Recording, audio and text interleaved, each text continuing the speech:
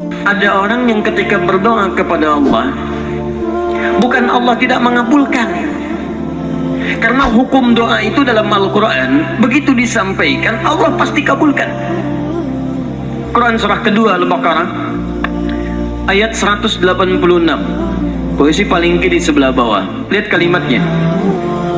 Wa idza sa'alaka 'ibadi 'anni, Muhammad, jika hambaku bertanya padamu mencari-cari aku. Masya Allah. Saya mau tanya sebentar, kalau ada orang mencari Allah, kira-kira motifnya apa?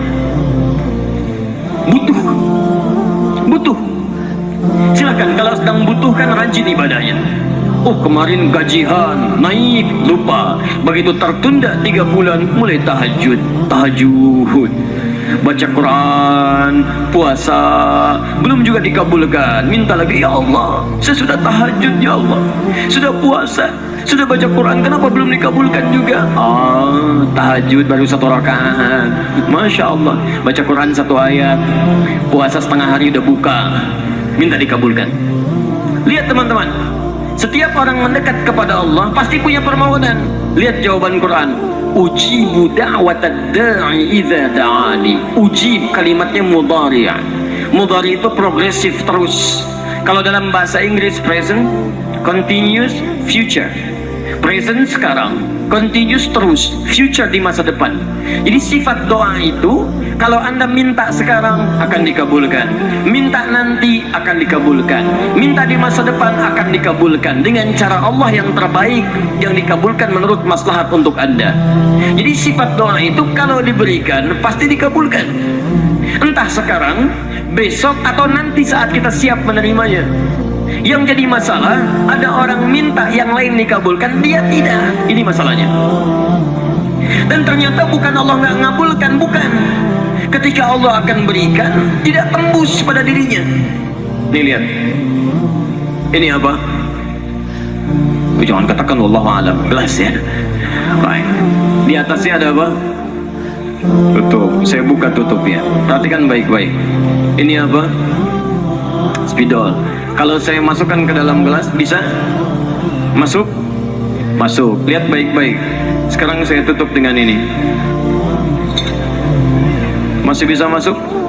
Tidak. Perhatikan baik-baik. Sulit. Saya ganti kemudian, bisa dengan yang ini, lebih halus. Saya tutup begini. Masih bisa masuk? Sulit. Mau dipaksa jadi masuk ke dalam, jadi kotor, tidak bisa diminum. Lihat baik-baik. Terkadang ketika Allah dengan sifat sayangnya ingin mengabulkan permohonan hamba-Nya, bukan doa tidak dikabulkan, tapi permohonan ini tidak sampai pada dirinya karena ada sekat yang menutup. Itulah dosa, itulah maksiat. Semakin pekat dosanya, semakin kuat penghalangnya, maka semakin sulit kemudian Allah memberikan rahmat yang turun pada dirinya. Maka banyak hadis menyampaikan kepada kita, lihat baik-baik. Saya sampaikan satu hadis dari Nabi SAW. Thumma dzakara rajula, lalu Nabi mengisahkan tentang seorang lelaki, yutilu safara, yang menempuh perjalanan jauh. Orang yang menempuh perjalanan jauh, maka doanya cepat dikabulkan oleh Allah Subhanahu wa taala.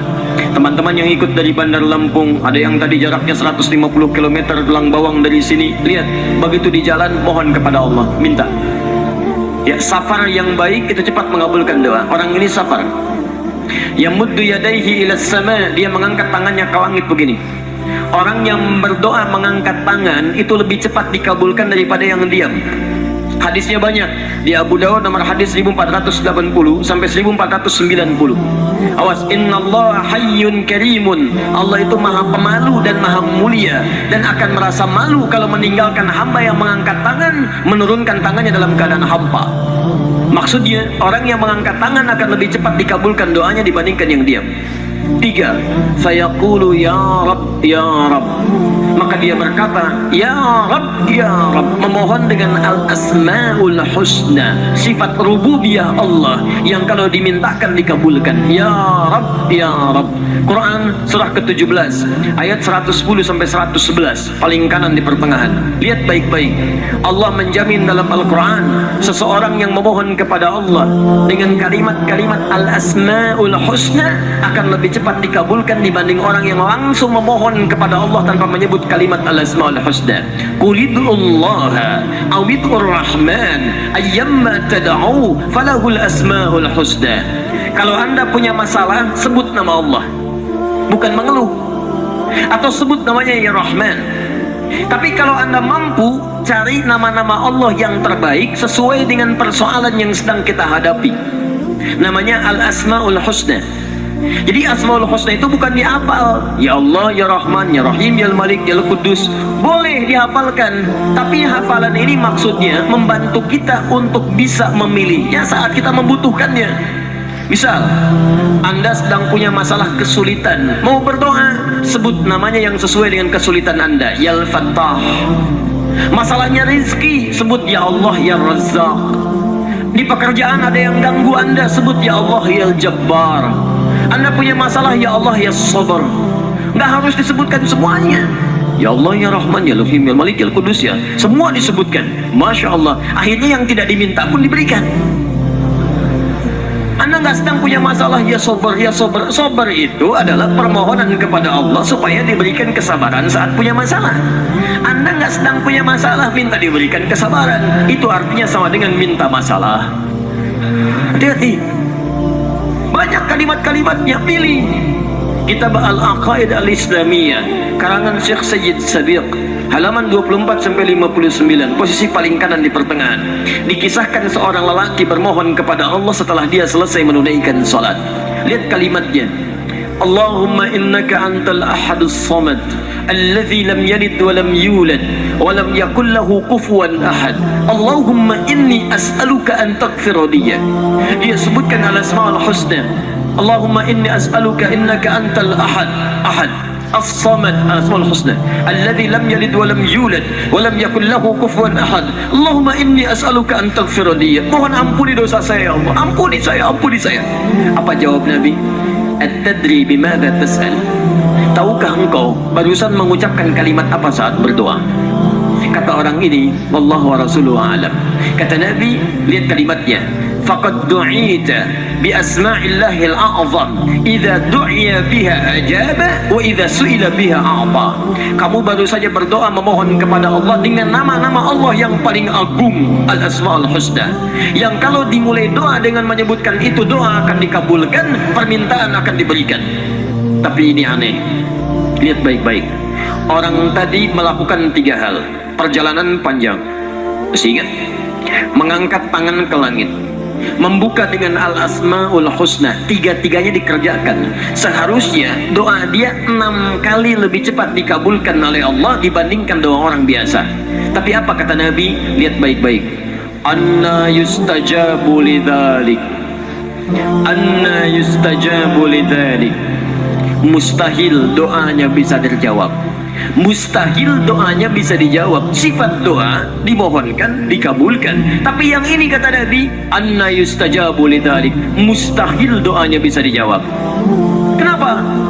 Nggak tembus. Famat'amu haramun, karena makanannya haram.